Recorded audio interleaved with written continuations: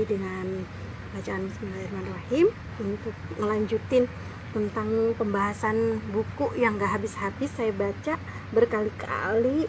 Dan buku ini buku yang menurut saya buku yang patut untuk setiap muslim, keluarga muslim miliki, karena buku ini tentang keajaiban peran manusia, menunjukkan bagaimana peran kita sebagai manusia, sebagai hamba Allah nggak bisa lepas dari Al-Quran, nggak bisa lepas juga dari sains. Apa sih yang ada di dalam buku peran manusia kali ini yang ingin saya bahas. Kalau kemarin tentang lagi BT, kalau yang sekarang nih katanya buku bergizi. Bergizinya itu dari mana? Memaafkan, menyehatkan badan. Memaafkan, menyehatkan badan itu kenapa Allah menyuruh kita untuk menjadi seorang yang pemaaf seperti itu. Ketika kita disakiti, ketika kita dikecewakan, ketika kita mungkin tidak dihargai ya. Dan ini kenapa tadi Nong Ani sudah menyebutkan bahwa buku ini itu buku yang termasuk bisa menimbulkan inner child ya, self healing ya. Karena di sini saya bacakan ya teman-teman ya. Memaafkan akan membangkitkan energi positif dari tubuh. Hal ini akan meningkatkan kekuatan jiwa. Sebaliknya, jika terus-menerus menumpuk kekesalan energi negatif, maka yang mengumpul di dalam tubuh itu dalam waktu lama, hal itu bisa merusak tubuh. Nah, daya kekebalan tubuh pun menjadi menurun. Akibatnya kita jadi sering sakit, hidup pun jadi tak bersemangat, seperti itu.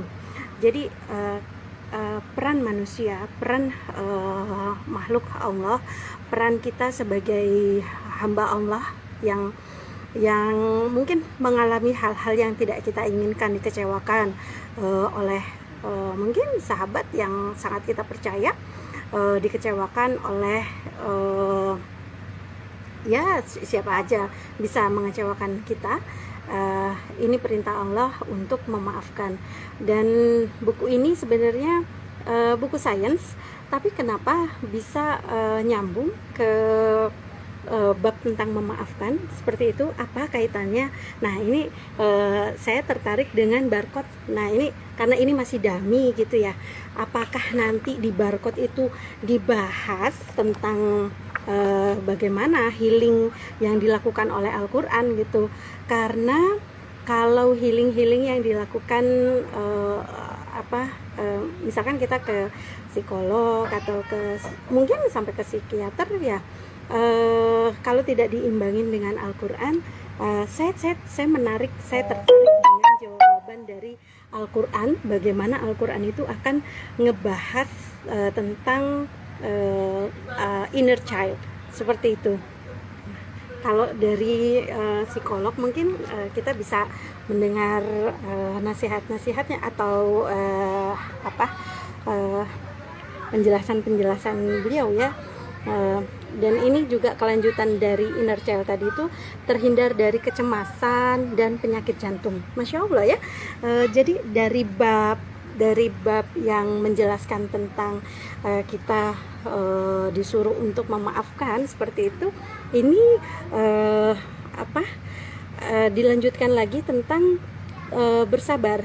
Bagaimana bersabar itu bisa menghindarkan kita dari kecemasan maupun penyakit jantung. Loh, berarti awal dari penyakit jantung bisa dari kita menumpuk-numpuk dendam karena kita tidak memaafkan, atau kita juga bisa karena kita sering tidak bersabar, itu juga bisa.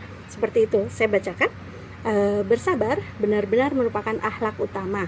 Akhlak ini ternyata mampu menghindarkan orang yang melakukannya dari rasa cemas, gelisah, marah. Nah, kalau marah ini memang dijelaskan sama Dokter Amir bahwa marah itu bisa mempengaruhi kinerja otak yang biasanya disebut dengan amigdala hijack ya. Amigdalanya ngebajak sehingga kortikal kita, otak luar kita itu tidak bisa bekerja secara berpikir secara jernih ya. Itu tekanan darah tinggi. Nah, ini temennya marah ya, kemudian berakibat ke penyakit jantung, bahkan juga bisa menyebabkan ke permusuhan. Nah,